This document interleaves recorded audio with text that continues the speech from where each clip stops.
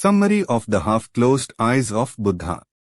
The story The Half-Closed Eyes of the Buddha and the Slowly Sinking Sun expresses the feelings of a Western tourist visiting the Kathmandu Valley and a Nepali tourist guide.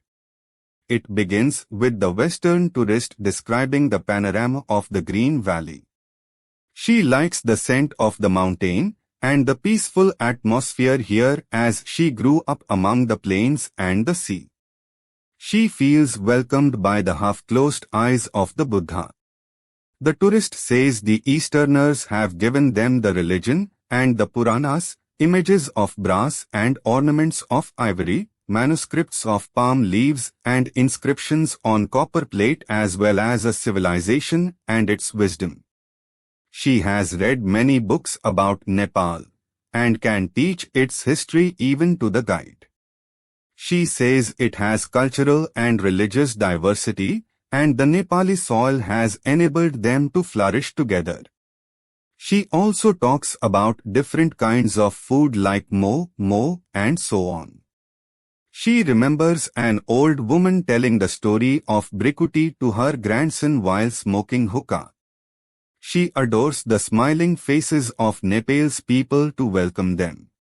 She compares it with the time after her successful labor and being with her father, and many more.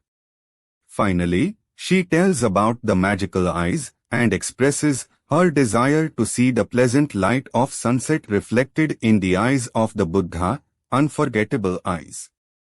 The second part of the story deals with the feelings of the guide. He begins with the history of Chobhar Hill, the cleft made by Manjushri with the sword to outflow the water. He talks about Adinath to give living examples of Nepal's tolerance and coexistence.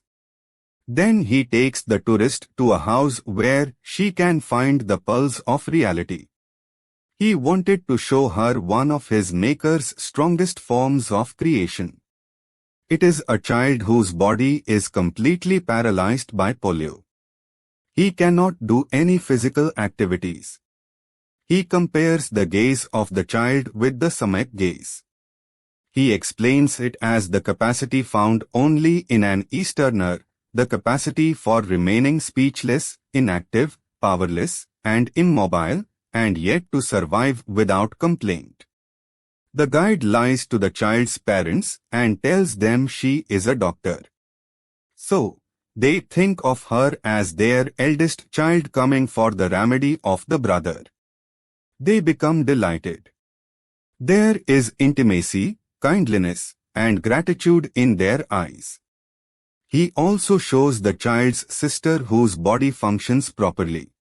She can do different activities as per her age. They can see the gleamed light in the child's eyes when his mother scolds his sister.